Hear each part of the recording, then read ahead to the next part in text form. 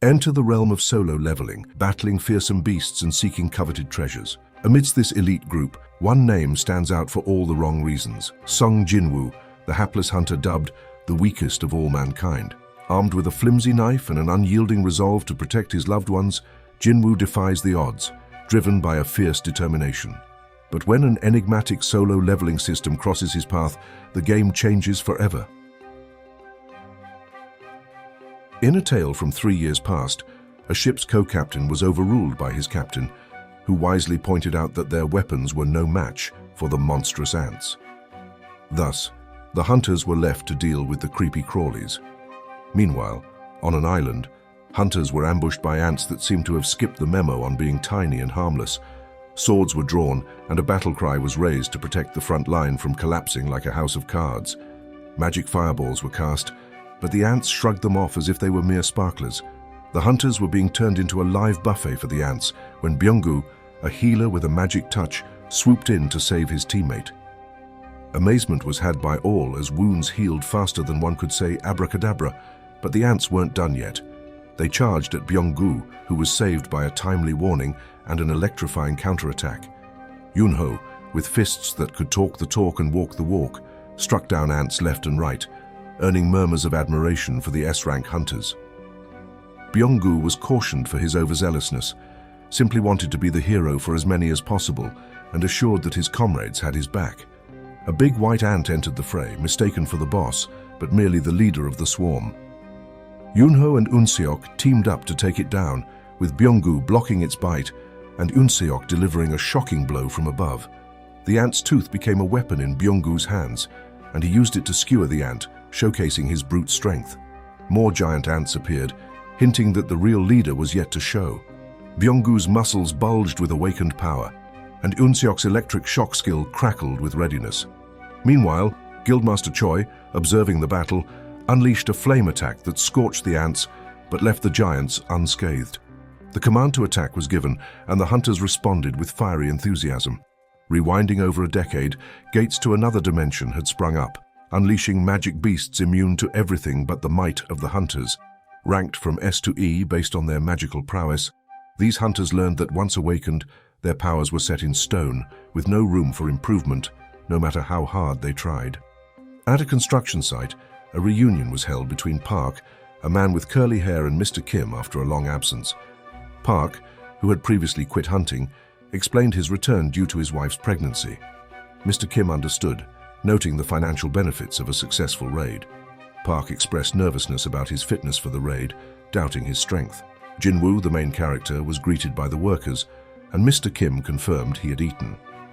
Park, curious about Jinwoo's popularity, was informed by Mr. Kim that Jinwoo, known as the weakest hunter, had joined after Park left. Mr. Kim recounted Jinwoo's hospitalization from an E-rank gate, suggesting any raid involving Jinwoo would be easy. Overheard by Jinwoo, these comments were met with resignation. Juhee, a hunter, expressed concern for Jinwoo's repeated injuries. On a bench, Juhee learns of Jinwoo's solo injury in an E-rank dungeon due to the absence of a healer. Jinwoo accepted the blame for his weakness. Song Chi-yul introduced himself as the raid leader, and the group entered the gate. Jinwoo, advised to stay safe, wielded a weak knife, his only affordable weapon. Inside the gate, Chairman Go discussed the value of essence stones and mana crystals with his assistant, highlighting their potential as clean energy sources. In the dungeon, Jinwoo obtained an essence stone but was attacked by a beast. His knife broke and he was injured. Park intervened, defeating the beast and instructing Juhee to heal Jinwoo. The essence stones were revealed to be valuable for crafting weapons and gear, while mana crystals were less potent but still sought after by the government for energy. The hunters celebrated defeating the dungeon boss, but Juhee urged Jinwoo to reconsider his dangerous profession. Despite injuries, Jinwoo remained determined, driven by financial needs for his family and his mother's treatment.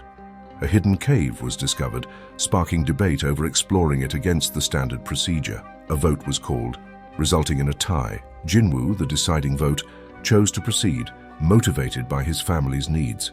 In the hospital, it was reported that a man on the phone confirmed the agreement of 1 B rank and 2 C ranks to sign up.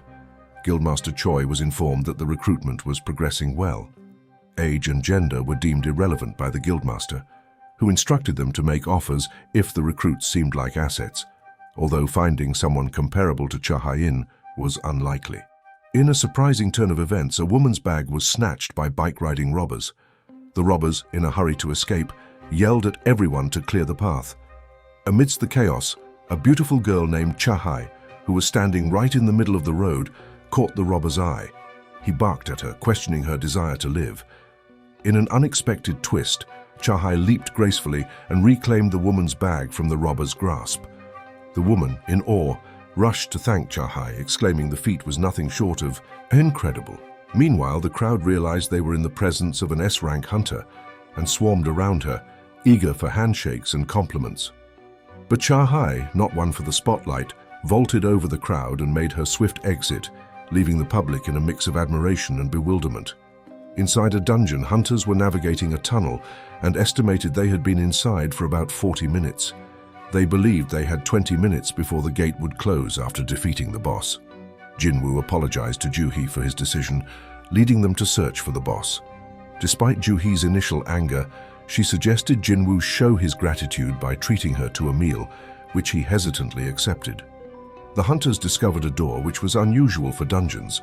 Mr. Kim attempted to open it, but the leader insisted they proceed as a team. Meanwhile, Chairman Go Gun-hee was orienting new hunters, emphasizing the risks and unknowns of dungeons and advising them to remain cautious and humble. Upon opening the gate in the chamber, the hunters were surprised by the sight of statues, some holding instruments. A large statue on a throne caught Jinwoo's attention. The leader found a magic circle and an ancient script, which ominously stated they would not leave alive. Suddenly, the door closed, trapping them inside. A man attempted to leave, but was killed by a moving statue, causing panic among the hunters. Jinwoo, realizing the danger, recalled his past experiences with death and his struggle to survive as a low-ranked hunter. As the largest statue began to move, Jinwoo warned everyone to take cover as it unleashed fire from its eyes. The hunters were left in shock and fear, with Jinwoo screaming that they were all going to die. Everyone is told by the leader not to move because the giant statue might attack again. Jinwoo is recognized by the leader for noticing the danger, which could have saved everyone's lives. Despite denying that he figured it out, Jinwoo helps the leader by bandaging his severed arm. The leader had hoped for Juhee, a B-rank healer, to assist, but she struggles under pressure. The leader assesses the statue as possibly an A-rank or S-rank foe and recites the commandments of the Kartanon Temple, which include revering and praising God and proving faith to survive. At school, Jinwoo's sister Gina talks to Song Yi, who inquires about Jinwoo being a hunter. Gina confirms and expresses concern over Jinwoo's frequent injuries. In the dungeon, the leader advises searching for an escape as a hunter rashly tries to leave but is attacked by the statue.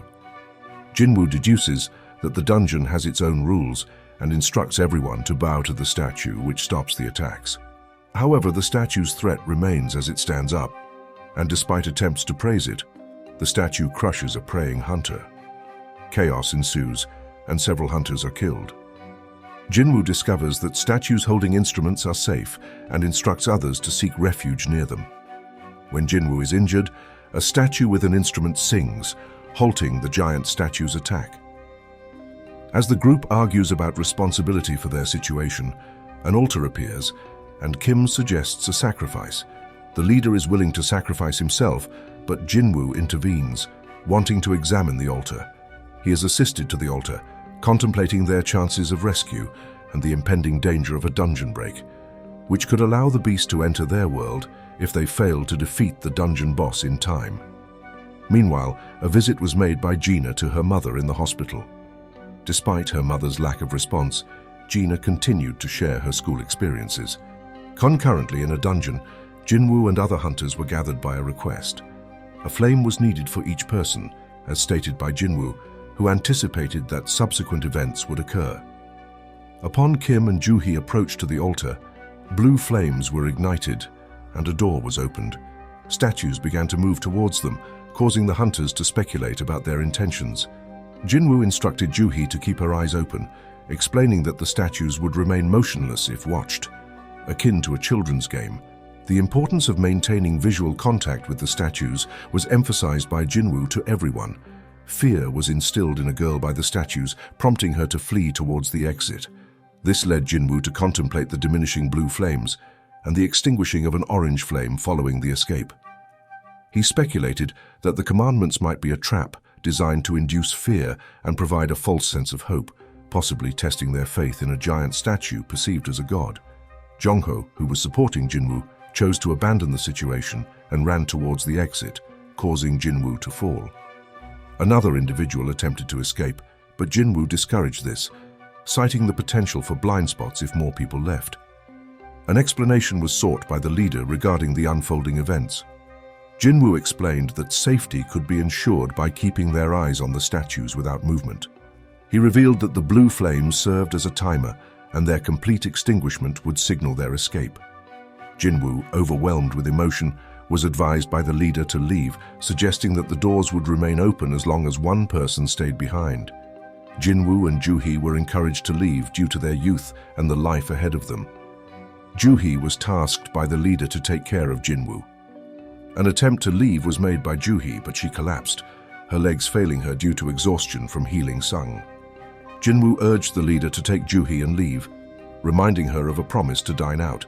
He handed his stone to Juhee for her dinner, intending to collect the change upon his exit.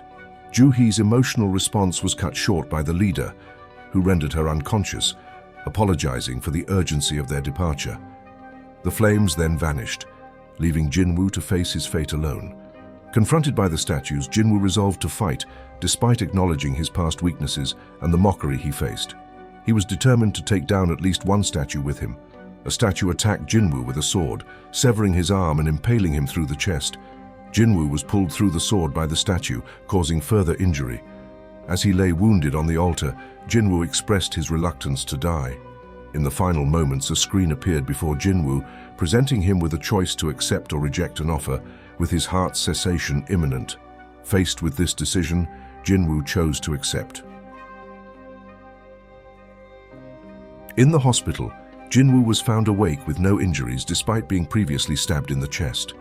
He was visited by two officials, one being Woo Jinchul from the Hunters Association surveillance team. Jinwoo learned he had been unconscious for 3 days and was informed about the condition of his colleagues Juhee and his leader. Jinchul revealed that only 6 survived the double dungeon incident, and no traces of the temple or statues were found by the White Tiger Guild. Jinchul questioned Jinwoo about a possible second awakening, which could elevate a hunter's rank, but a mana meter test indicated a low score of 10. Jinwoo's survival in the dungeon was questioned, as he seemed to be a civilian based on his mana score. Jinwoo noticed a screen with notifications that only he could see. His sister Gina visited, expressing concern and being unaware of the screen Jinwoo mentioned. Jinwoo discovered daily quests on the screen, including strength training, but was puzzled about completing them in the hospital. Jinchul discussed Jinwoo's case with Chairman Go, suggesting it be marked for further evaluation. Elsewhere, a guildmaster invited Cha to participate in a B-rank raid as an instructor, emphasizing the importance of collective combat ability for the Hunter Guild. A mysterious gate appeared on the street, and back in the hospital, Jinwoo received a notification for strength training.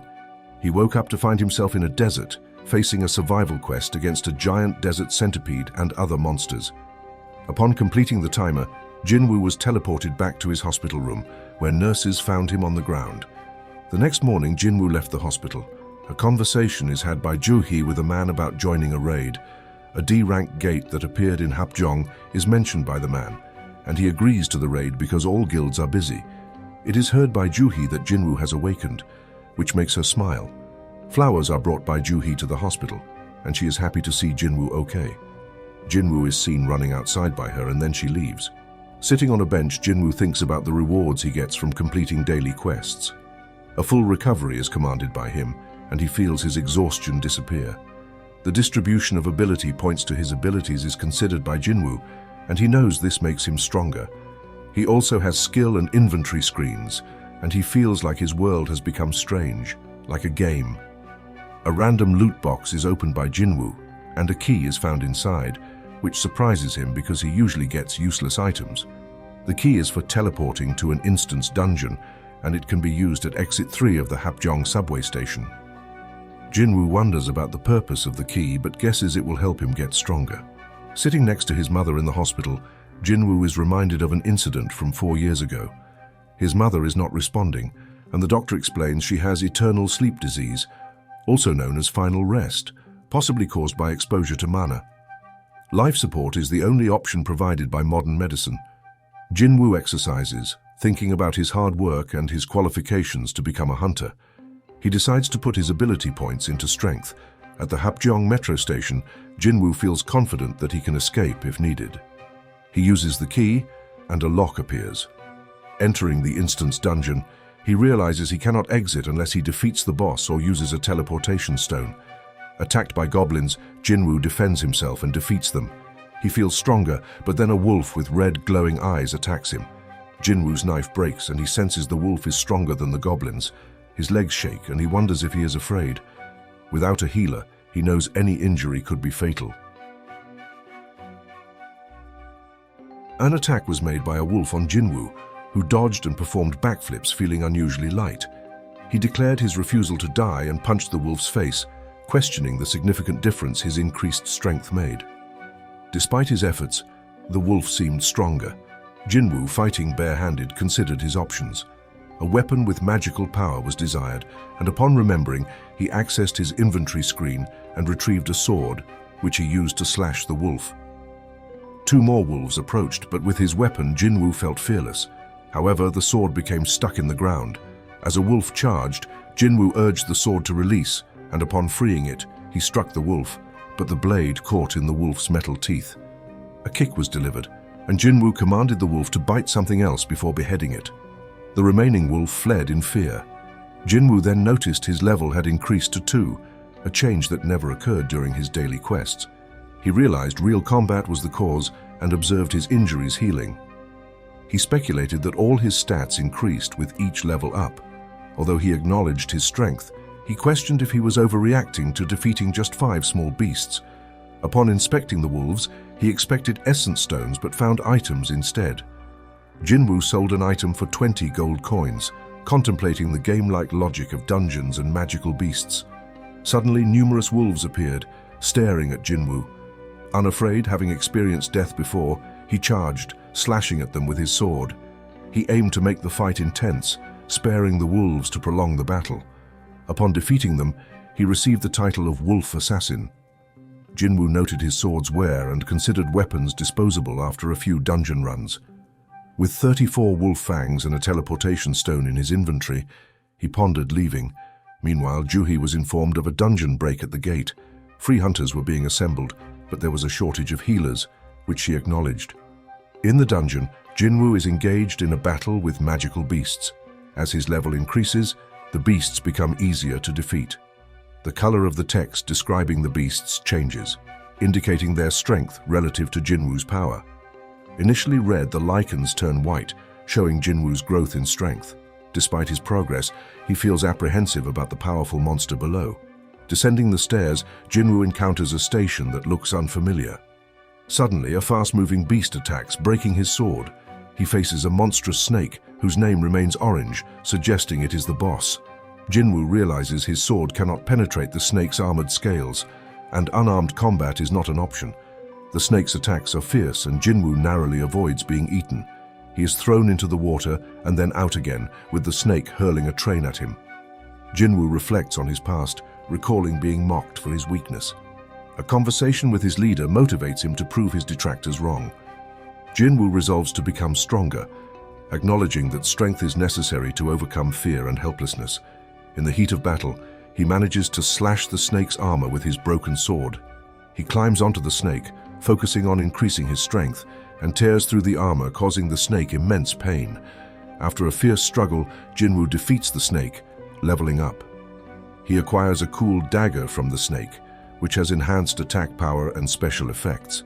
The dungeon reverts to its original state as the boss is defeated, and Jinwoo finds himself back in a normal metro station. Outside, Jinwoo encounters a soldier who initially restricts his access, but then recognizes him as a hunter and apologizes. The soldier informs Jinwoo of a magic beast that has escaped from a gate and leads him to the battle site. At the site, hunters are struggling against the boss. Jinwoo observes the disorganized team and identifies their ranks. He sees Juhee, a B-rank healer, still traumatized from a previous encounter with a giant statue. Jinwoo prepares to attack the boss with his broken sword, throwing it with such force that it pierces the boss's defenses. The hunters celebrate their victory, puzzled by the sudden turn of events. A hunter retrieves the broken sword, wondering about the identity of the powerful hunter who threw it. Jinwoo, now gone from the scene, reflects on the golem's weakened state and Juhee's admiration for him. In a hospital, it was asked by a nurse if Jinwoo had been seen, to which another nurse confirmed and inquired if she referred to the E rank. Meanwhile, Jinwoo was observed working out, prompting a nurse to comment on his physique and consider his attractiveness. Upon entering the room, the nurse was seen blushing at the sight of Jinwoo exercising. An apology was offered to Jinwoo, but the nurse dismissed it, admiring his muscles and questioning if his body was always remarkable. A need for Jinwoo's assistance was acknowledged by the nurse, who informed him of his discharge and requested his contact information, presumably for test result updates. At Jinwoo's home, a greeting was exchanged between him and Gina, who remarked on his improved physique and height, attributing it to his workouts. Jinwoo contemplated whether his physical changes were due to leveling up in his stats. Upon arriving at a dungeon site, Jinwoo was greeted by a hunter named Hwang Dong-suk, who confirmed Jinwoo's E-rank status. Despite being recognized as the weakest hunter, Jinwoo was assured by Dong-suk that his presence was needed to meet a quota for a C-rank dungeon raid. Jinwoo agreed to assist with baggage instead of combat participation, for which he was offered compensation. Inside the dungeon, the presence of insect-type beasts was detected by Jinwoo, leading to a coordinated attack by the hunters. Jinwoo's instincts were praised by Dong-suk for alerting them to the insects above. The hunters successfully defeated the insects, with Jinwoo contributing to the battle. Speculation arose about the cause of the insects' wounds, suggesting the presence of a stronger entity within the dungeon. Caution was advised by Jinwoo to Jinho, a young hunter, as they considered the potential dangers ahead. In the gym, an explosion was heard, causing fear among the guys who thought it might be a bomb. It was revealed by one of them that the guildmaster was merely training. A giant hole was made in the concrete wall by the guildmaster's punch, which he claimed was just a warm-up. In the dungeon, Jinwoo and Jinhoi were exploring a tunnel. Jinwoo shared that being paid without fighting seemed like a good deal, yet he felt uneasy. A half-dead bug was noticed and killed by a hunter. Dong-suk found it strange that no healthy beasts had been seen despite covering much distance. Suddenly, Dong-suk asked Kyo-won to light up the tunnel ahead. Webs were noticed, and Dong-suk suggested they might be near the boss chamber. Mana crystals were discovered, causing excitement among the hunters. Jinho asked to see Jinwoo's contract, pointing out that it didn't include a share of battle drops. He argued that since mana crystals were excavated, not dropped by beasts, they should be split among 8, not 7. Dong-suk agreed, but reminded them of a beast that needed to be dealt with first. Dong-suk asked Chuljin for the gear, surprised by the number of mana crystals. He apologized to Jinwoo and Jinho, asking them to keep watch, which concerned Jinho as it was the boss's chamber. Dong-suk reassured them, suggesting the spider was asleep. However, Jinwoo was skeptical, knowing regulations required 8 members for a C-rank dungeon. Dong-suk then sealed off the boss's chamber, leading Jinho to fear betrayal. Jinwoo recalled a past conversation about isolated accidents and the lack of security cameras in dungeons. The spider awoke, and Jinho urged Jinwoo to retreat, offering to handle the situation. Jinwoo, facing the C-rank boss, prepared to fight, summoning his dagger confidently. Jinwoo is encouraged by Jinho to persevere, despite being told that defeating a C-rank boss alone would require at least a B-rank or high C-rank level. Jinwoo, currently at level 18, acknowledges his own weakness, but refuses to feel intimidated. He attacks the spider boss with determination, using his dagger's special abilities of paralysis and drain. Jinho observes Jinwoo's movements and suspects that he might be a false ranker, a rare kind of hunter who can hide their true power. As the battle progresses, Jinwoo struggles to penetrate the spider's tough exoskeleton. He narrowly avoids a deadly acid spit from the spider and realizes he must take a risk to get close enough to attack effectively. Utilizing his new skill dash, Jinwoo attempts to strike the spider's eyes but is thrown away when his fatigue level reaches 70. However, his fatigue suddenly recovers, allowing him to continue the fight. Jinwoo successfully penetrates the spider's eyes, defeating the dungeon master and leveling up. Jinho, witnessing Jinwoo's victory, is amazed and begins to treat Jinwoo with newfound respect, offering to carry the essence stone and handle the gear. Meanwhile, Dongsuk's team arrives and, impressed by Jinwoo's feat, tries to coerce Jinho into exploiting Jinwoo for their gain. The story also mentions the chairman practicing with Jinchul in a training room, where the chairman's skills are praised. Back at the dungeon, Dongsuk's team confronts Jinwoo and Jinho, leading to a tense standoff. An urgent notification appears for Jinwoo to defeat 6 hunters, and the conflict escalates as Kyowan attacks Jinwoo, causing concern for Jinho. In the cafe, it was discussed by 3 female hunters about their guild. Miss Cha's defeat of an A-rank beast in a flash was mentioned by Hee-jin, which surprised everyone, especially Ki-hoon, who had aspirations to become the next strike team captain. Questions were raised about Chul's ambitions within the guild, with the conversation noting the prestige of the Hunters Guild and the White Tiger Guild. In the dungeon, it was believed by Dongsuk that Jinwoo had died, but survival instincts were remembered by Jinwoo, who decided to use the system to his advantage. Relief was felt by Jinho when Jinwoo stood up. The understanding of the system's workings was questioned by Jinwoo, who then awakened his powers and challenged the hunters. A hunter was killed by Jinwoo with a dagger, shocking everyone as the screen indicated 1 enemy defeated out of 6. The killing of a human was contemplated by Jinwoo, who realized it was necessary for his survival. Bullets were blocked, and hunters were killed by Jinwoo using his skills. The strength of Jinwoo was commented on by Jinho, who felt Jinwoo was stronger than during the dungeon boss fight. Dongsuk, shocked by Jinwoo's strength, questioned if Jinwoo had hidden his true abilities. After awakening his reinforcement skill, Dongsuk was convinced of Jinwoo's monstrous nature. However, it was revealed by Jinwoo that he had been leveling up, leading to Dongsuk pleading for mercy, which was denied by Jinwoo, who then beheaded him. The dungeon's closure was noted by Jinwoo due to the boss's death, and an exit was decided upon. The survival of only a D-rank and E-rank hunter was questioned by a girl, with Jinho confirming it. The reward received by Jinwoo, the murderous intent skill, was reflected upon with confusion. The handling of the situation by Jinho was assumed by the girl, who appreciated their cooperation. Praise was given to Jinwoo by Jinho for his actions. It is reported that a raid on a C-rank dungeon resulted in the death of 6 hunters. The only survivors, a D-rank hunter named Ju Jinho and an E-rank hunter named Song Jinwoo, are said to have defeated the dungeon's boss before exiting. Jinchul, upon hearing this, initially assumes they fled but changes his mind when informed of their victory. Ju Jinho's possession of expensive equipment is noted, but Jinchul sees no issue with it.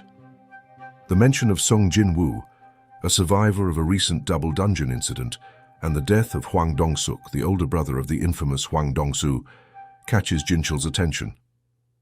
At Jinwoo's home, his sister Gina is surprised by the gifts he brought and inquires about his day.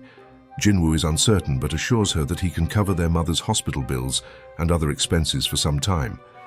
During dinner, Gina wonders about Jinwoo's party's strength, which he confirms. Jinwoo, lost in thought about whether leveling up has made him bolder, is interrupted by Gina's concern for his well-being. He reassures her, reflecting on his priorities for his family's safety and survival. A notification about a harmful substance is detected, but Jinwoo dismisses it and finishes eating. In his room, Jinwoo notes that he is not affected by alcohol, attributing it to a special ability from the system. He acknowledges there is much he still doesn't understand. Later, Gina informs him of a call from Yu Jinho. At a cafe, Jinwoo meets with Jinho, who proposes forming a strike team. Jinwoo initially refuses, but agrees to listen. Jinho reveals his intention to become a guild master and needs 20 raids worth of experience. Despite his confidence in passing the written test, Jinho doubts his practical experience. Jinwoo realizes Jinho is the second son of the Yujin construction owner and understands Jinho's desire to become a guild master for his company's benefit. Jinwoo explains the value of dungeon treasures and how employing hunters to clear dungeons could benefit the company. Jinho's father seeks an S-rank hunter as guildmaster, with Jinho's brother as second in command. However, with only 7 S-rank hunters in the country and 1 retired, Jinho considers the difficulty of recruiting one. Jinwoo warns Jinho against poaching hunters from other guilds, as it would create enemies. Jinho admits he needs help to continue raiding while concealing his power and believes Jinwoo, as strong as a B-rank hunter, is the right person for the job. Jinho offers Jinwoo a building worth 30 billion as payment for 19 successful raids. Jinwoo, who can level up, contemplates the offer but ultimately declines, believing he could reach S-rank or higher. Jinho pleads with Jinwoo to work with him, promising to keep his secret. Jinwoo is left contemplating Jinho's proposal. Anger was felt by Dong-suk's brother over Dong-suk's murder. Questions were asked by him to his assistant Laura about the consequences of committing a murder abroad. Seriousness was questioned by Laura, and she explained that trials would be faced in countries with extradition treaties, or prosecution would be faced at home. Negotiations for a reduced sentence were mentioned as a possibility. Documents were looked at by Dong-suk's brother, where Yu Jinho and Sunny Jinwoo were mentioned, and a horrific smile was made by him. Hope was expressed that they would survive until he had time for them. In the park, exercise was never seen done by Jinwoo on Gina before, which led to a comment by Gina about the unhealthiness of only studying. A hypothetical question about what to do with 30 billion was asked by Jinwoo, to which saving for their mother's hospital bills and college tuition was the response from Gina, along with saving the rest, although it was acknowledged as unrealistic. After running, a system error was noticed by Jinwoo, as it counted 11 kilometers instead of 10. More running was decided by Jinwoo, even though Gina had caught up. Upon completing his training, a secret quest was discovered by Jinwoo instead of the daily quest, offering a choice of random loot boxes. A decision was made to choose the blessed random box first, which resulted in another key, leading to a dungeon called Demon Castle with an S difficulty level. Ingredients for the elixir of life, which cures all illnesses with powerful magic, were believed to be obtainable by Jinwoo. In the hospital, sitting by his mother, the real cure for any illness by the elixir of life was pondered by Jinwoo. A dungeon gate was summoned by him using his key, and an S-rank dungeon was anticipated, possibly containing challenges like those faced on Jeju Island. The dungeon gate was unlocked, and inside it, fire was everywhere. A teleportation stone was mentioned as a safety measure by Jinwoo. A 3-headed monster was encountered, and a refusal to die there was declared by Jinwoo. An attack was launched by him using his dash skill, but little damage was done. His murderous intent skill was awakened, and a strike was made at the monster's face using his dagger paralysis skill, but it failed. A bite from the monster penetrated Jinwoo's arm, causing him to scream. On the ground, further attacks by the monster decreased Jinwoo's HP rapidly. A total recovery was used by Jinwoo, and a successful stab in the monster's eye was made. Continuous attacks by the monster caused Jinwoo's HP to fall again. Warnings were received by Jinwoo from the system, alerting him to the danger. A teleportation stone was needed to be used by Jinwoo, but it slipped from his hand when the monster jumped at him. Dodging the monster's strikes, Jinwoo climbed on top, wondering about his survival chances. An exclusive healing potion was purchased by Jinwoo from the system store, and poison was noticed and decided to be tried by him. Unconsciousness was caused by the monster's strike, but the monster's eyes were damaged and blood showered out. An attack was launched by Jinwoo on the monster, slashing its legs and penetrating its body with his dagger. Dragged by the monster, Jinwoo grabbed its mouth with his bare hands, but he was bitten, causing his HP to become very low. The monster's eye was stabbed by Jinwoo, and both fell to the ground.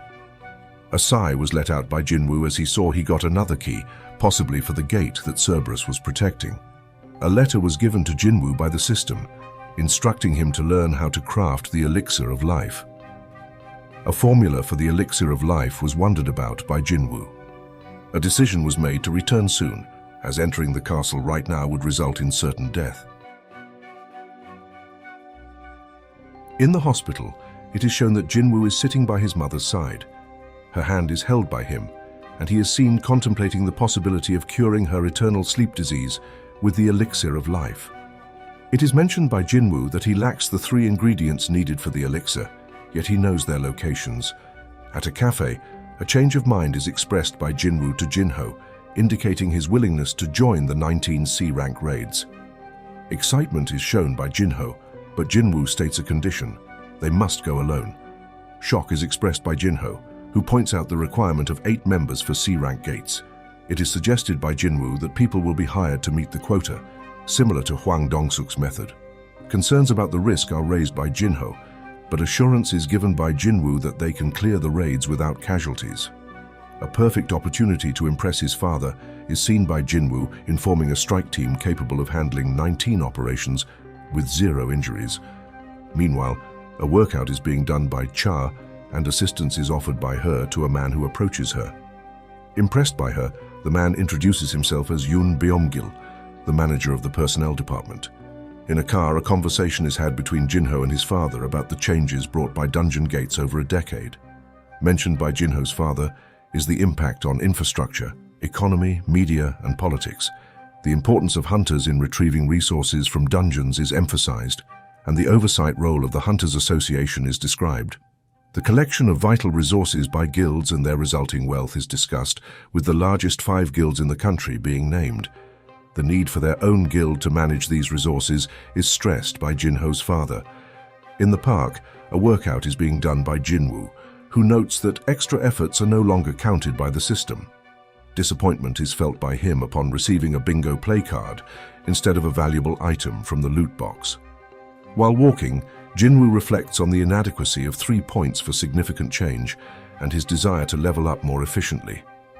An email from the Hunters Association is received by Jinwoo, inviting him to participate in a D-rank gate. Hesitation is shown by Jinwoo, who considers declining the offer but finds it better than nothing, despite feeling frustrated. Martial arts are being practiced by the leader with his students when an emergency summons is received on his phone. Errands are often run by low-ranked hunters, as explained by the leader to his students.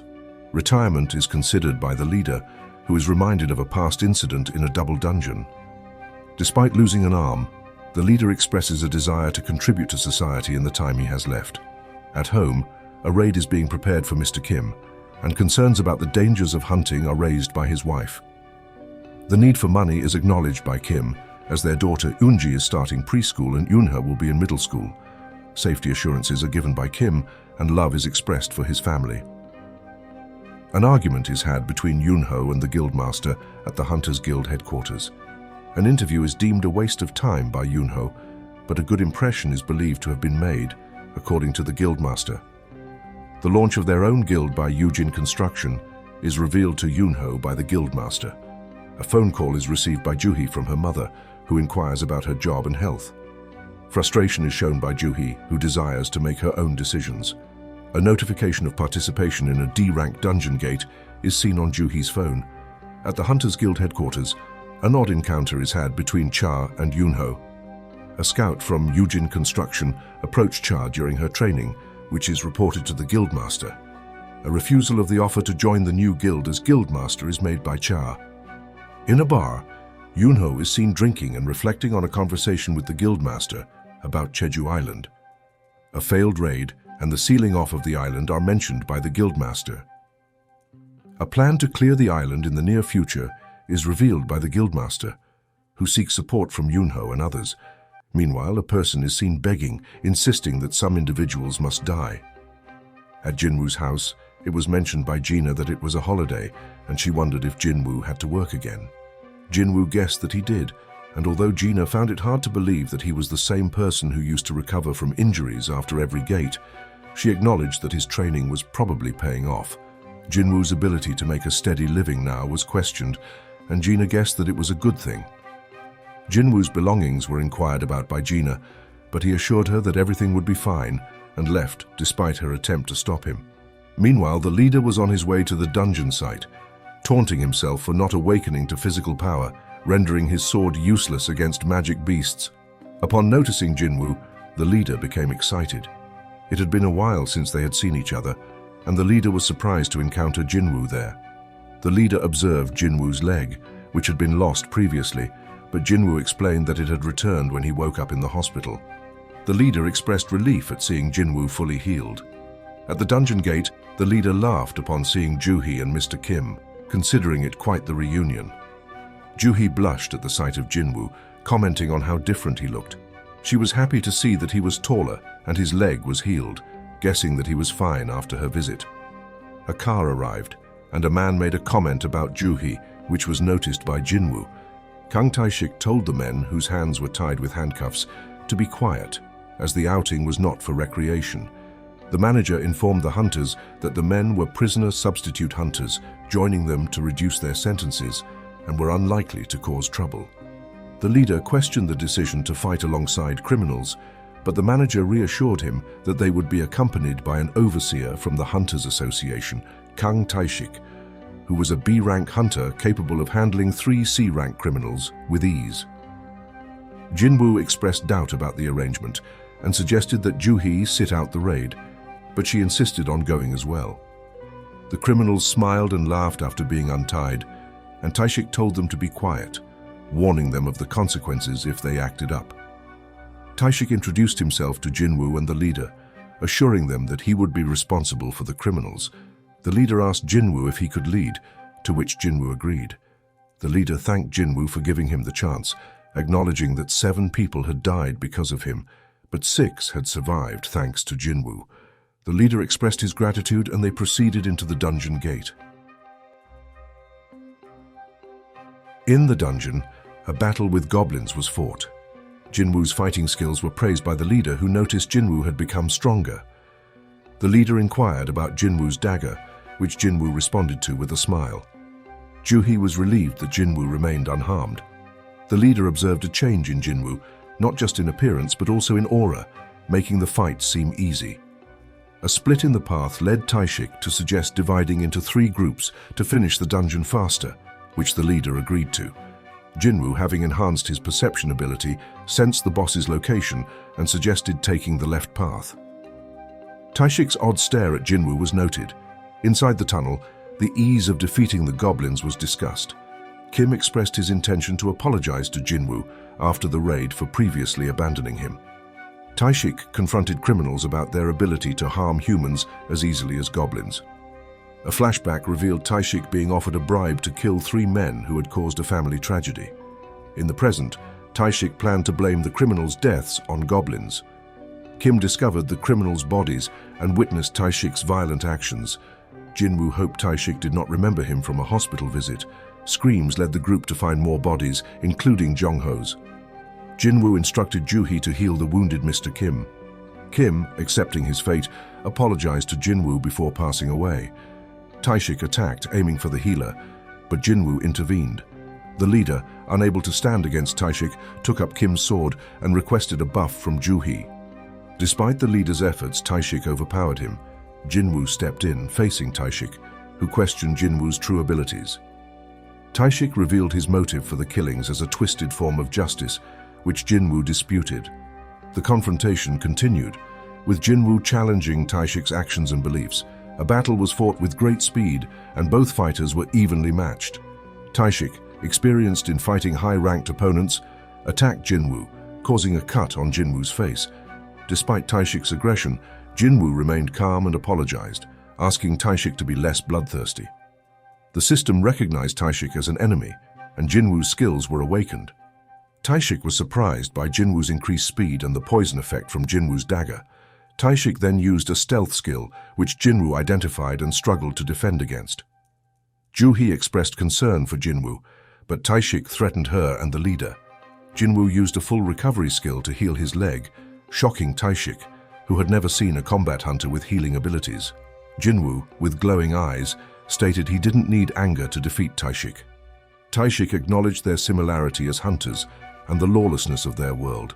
Jinwoo blocked Taishik's attacks and used his murderous intent skill to fatally wound Taishik. As Taishik lay injured, he accepted his defeat as natural selection and questioned Jinwoo's unique abilities. Jinwoo revealed he grows stronger with each battle. Taishik warned Jinwoo about the darkness within him. Juhi thanked Jinwoo, and the leader praised him for their survival. Later, manager Woo and Jinchul arrived at the dungeon site. Jinchul regretted not noticing Taishik's secret killings and was shocked by Jinwoo's transformation. Jinchul apologized to Jinwoo and sought to identify Taishik's defeater. The leader claimed responsibility, protecting Jinwoo's secret. Jinchul requested the leader's presence for a report. Jinwoo learned of Jinchul's high rank and felt vulnerable. The leader reassured Jinwoo, suggesting he had a reason for hiding his strength. Jinwoo smiled in gratitude. Eventually, the man responsible for hiring Taishik surrendered, confirming self-defense. In the park, Juhi showed Jinwoo an essence stone, prompting a memory. It was noted that Juhi found Jinwoo to look different, while she felt unchanged. Jinwoo acknowledged that experiences affect individuals uniquely. Juhi expressed doubts about her suitability as a hunter, preferring lower-ranked raids, which led to her encounters with Jinwoo. Despite the annoyance of Jinwoo's frequent injuries, Juhi remembered his vitality. A promise to dine out was recalled, and Juhi's decision to retire and return to her parents was revealed. She invited Jinwoo to visit her new location. Concern was raised by Jinwoo after Jinchul warned him of potential danger from Huang Dongsu, an S-rank hunter seeking vengeance for his brother's death. Jinchul advised Jinwoo to consider leaving the country for safety, but Jinwoo resolved to become stronger. In the forest, Jinwoo and Jinho prepared their strike team, prioritizing those with difficulties working or getting by. Despite the inclusion of a high school student with no raiding experience, Jinwoo decided she would remain outside the dungeon. The team was amazed by the payment of 3 million per raid for waiting outside. Jinwoo utilized a stealth stone, gaining the power of stealth. Jinho, donned in heavy armor, was instructed by Jinwoo to remove it. Inside the dungeon, Jinwoo and Jinho faced challenges, with Jinwoo impressing Jinho with his escape and combat skills. Jinwoo contemplated his abilities and the possibility of tackling the demon castle despite his current rank. At the Hunters Guild office, the spending on C-rank gates by Yu Jinho's strike team was discussed. The manager recognized Sung Jinwoo's name in connection with a previous incident, sensing something significant. In the forest, an apology was made by Jinho to the other members for being late. The hunters, who were playing cards, reassured him that it was fine. The delay was caused by the longer than expected time it took to collect mana crystals. Meanwhile, Song Yi's gaze towards Jinwoo was noticed by him, and upon his inquiry she blushed and dismissed it as nothing, which Jinwoo found peculiar. Shock was expressed by Kichuk upon learning from manager An that Song Jinwoo might have reawakened. 3 major disasters were survived by Jinwoo: the double dungeon, the annihilation of Huang Dongsuk's strike team, and Kang Taishik's murder spree. Each disaster was associated with a high death toll, and Jinwoo's survival led to the conclusion that he had reawakened. Upon arrival at the dungeon site, manager An and Kichuk observed Jinho's team relaxing outside. The area was declared off-limits by Song Yi, who approached them. Curiosity about the hunters was cited by manager An, and Kichuk questioned the safety of Song Yi being near the gate. Her status as a hunter was affirmed by Song Yi, surprising manager An, who speculated that Jinwoo had tackled the dungeon alone. A nightmare about Jeju Island monsters was experienced by the guildmaster, leading to a horrified awakening. The operations plan for a reconnaissance mission on Jeju Island was held by him, indicating the approach of the mission time. Manager An and Kichuk greeted Jinwoo at night and proceeded to a cafe for discussion. A proposal to join the White Tiger Guild was made to Jinwoo by manager An, offering double the compensation from Yujin Construction. Jinwoo's counteroffer involved the market value of the building offered by Yujin Construction, leading to a hesitation from manager An, who needed to consult his superiors. The disappearance of Jinwoo was noted by manager An after a cut appeared on his face, attributed to Jinwoo's stealth skill. An apology was made by manager An for investigating Jinwoo without permission. The tight dungeon market's impact on rookie training was mentioned by manager An, who admitted to investigating gate purchases and discovering Jinwoo's name. A desire to maintain a low profile was expressed by Jinwoo, warning manager An and his subordinate to keep quiet about him. An obligation to report to the guild was acknowledged by manager An, who also expressed a fear for his life and a commitment to silence his subordinate.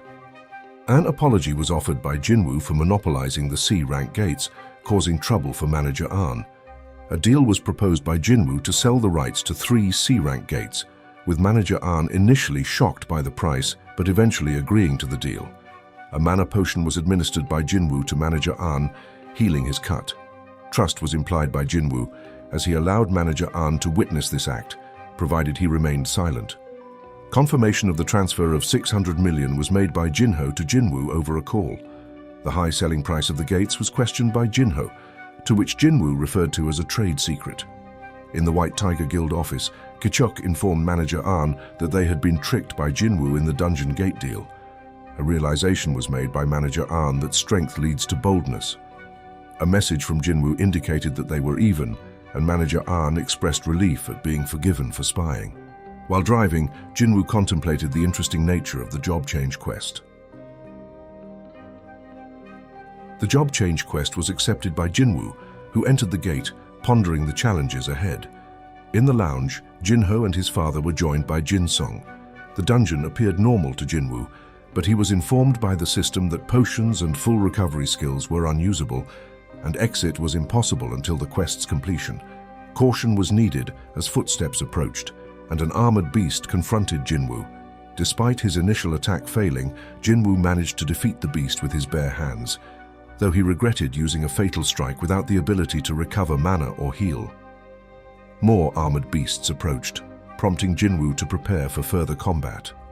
Meanwhile, Jinho's father inquired about the guild's progress, learning of declined offers from S-rank hunters, but ongoing negotiations with European and Middle Eastern hunters. Jinsung warned Jinho against interfering with his plans, despite Jinho's secret preparations and lack of awareness of Jinsung's power. In the dungeon, Jinwoo continued to battle beasts, realizing their varying weaknesses and the need for different strategies. The guild master and other hunters readied themselves, declaring the time had come. Jinwoo received a high-ranked knight's chestplate from the system, which turned invisible and did not restrict his movement. Upon reaching a large gate, Jinwoo braced for what lay beyond. Inside, he encountered Knight Commander Igris the Blood-Red, a formidable opponent. The knight's strength and speed were unmatched, but Jinwoo persevered, considering fighting without a weapon as the knight chose to discard his own, signaling a fair hand-to-hand combat. In the office of Chairman Go, it was confirmed by the guildmaster that he would soon depart. Appreciation was expressed by the guildmaster for the chairman's approval of the operation, acknowledging the importance of keeping Jeju Island in the public eye through interviews. A warning about the dangers of Jeju Island was issued by the chairman, which was acknowledged by the guildmaster, who also mentioned the expedition's purpose of assessing threat levels. In the dungeon, Jinwoo was aggressively attacked by a knight who threw him against the wall and continued to punch him. Despite blocking the attack, Jinwoo felt a significant reduction in his health points, but believed his decision to wear armor was correct. An attempt to strike the knight with increased speed was made by Jinwoo, but he was kicked and thrown by the knight. A defense boost was felt by Jinwoo after activating his willpower skill. However, he was grabbed and dragged to the ground by the knight. A counterattack was launched by Jinwoo, and both combatants exchanged blows. A triggered reaction from the knight was caused by a kick to the neck from Jinwoo. The knight responded with a series of attacks, throwing Jinwoo against the walls. An injured Jinwoo, seated on the throne and breathing rapidly, was noticed by the knight, who then attempted to strike with his sword. The sword was blocked by Jinwoo with his bare hands, and a declaration of resilience was made by him.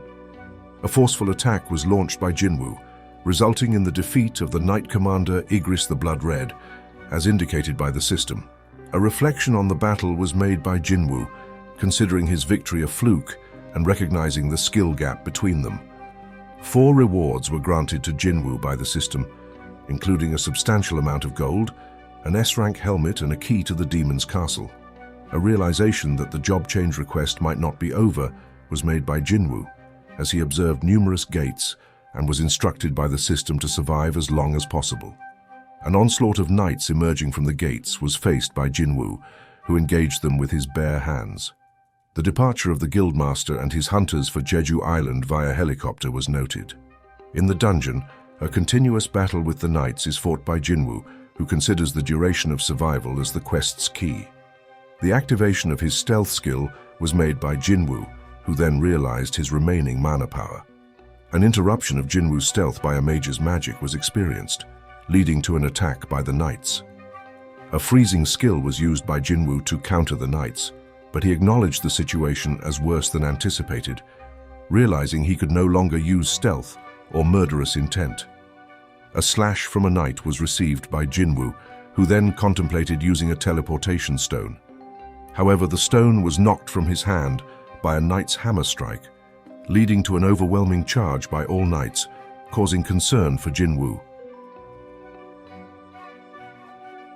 Jinwoo is believed to only survive by defeating all opponents. Knights are attacked by Jinwoo, who is determined to live. Despite exhaustion and a wounded hand, Jinwoo recalls being called the weakest hunter. He panics, but hears a voice saying he deserves his fate. Jinwoo questions his dangerous pursuit, acknowledging his past as an E-rank hunter, but noting his progress. He sees a reflection of his weaker self. Meanwhile, Chairman Go reveals he was unfit for combat during the third raid on Jeju Island and inquires about Jin Chul, who was on perimeter security. The chairman speaks of the mental scars borne by survivors, which must be overcome to avoid destruction. In the dungeon, Jinwoo struggles with self-recognition, feeling weak inside despite physical improvements. After being struck down by a knight, Jinwoo's inner voice taunts him, but he resists. A system penalty transfers him to a penalty zone for missing a daily quest, where he considers healing naturally or through leveling up. Monsters appear and Jinwoo fights, believing pain will make him stronger. Upon leveling up, he recovers and acquires a Night Killer dagger and a rune stone from a previous battle which he anticipates will be useful. Meanwhile, in a helicopter, the Guildmaster apologizes to Cha for her pain, which she dismisses, understanding the Guildmaster's feelings. The pilot reports multiple mana sources in the water, leading to confusion upon sighting something resembling a ship. In the dungeon, knights were being slashed by Jinwoo, who found the Night Killer skill very useful. A weird sensation was felt by him, leading to the discovery of mages casting spells without launching attacks. The knights were realized to be mere summoned weapons by Jinwoo, who decided to target the mages. A dagger was thrown at a mage by Jinwoo, effectively hitting the target. Knights continued to be killed and mages were confronted by Jinwoo. A golem was summoned by one of the mages, but Jinwoo's attempt to use a chandelier against it was unsuccessful. Fewer targets were preferred by Jinwoo, making it easier to attack the mages. All monsters were defeated, and the job change quest was completed by Jinwoo, who was then notified of his new job as a necromancer. This was initially met with shock by Jinwoo, due to his lack of investment in intellect and his assassin build. The offer to change his class to necromancer was declined by Jinwoo, but upon learning it was a hidden class, he reconsidered and accepted. The job of Jinwoo was then changed to Shadow Monarch by the system, which also requested a command word for shadow extraction, to which Ariza was designated by Jinwoo. The awakening of night shadows was observed by Jinwoo, who found it awesome. Unique skills such as shadow extraction and shadow storage were revealed to Jinwoo by the system. The possibility of extracting A or S rank shadows was thought of by Jinwoo, who then attempted to extract the shadow of the Knight Commander, but it failed twice. A pledge of service to Jinwoo was offered to the Knight Commander, who then arose as Igris Shadow and, along with other shadows, bowed down to Jinwoo. Meanwhile, the evolution of ants was speculated by the Guildmaster on Jeju Island, after being shocked by the sight of an ant and questioned by Cha. And that's where our journey with Jinwoo ends for today. From being the weakest hunter to becoming a powerful necromancer, Jinwoo has come a long way. With his new title as Shadow Monarch and his ability to extract and command shadows, the possibilities are endless. Will he continue to grow stronger and uncover the secrets of the dungeon? Tune in next time to find out. Thanks for watching, and don't forget to like and subscribe for more content.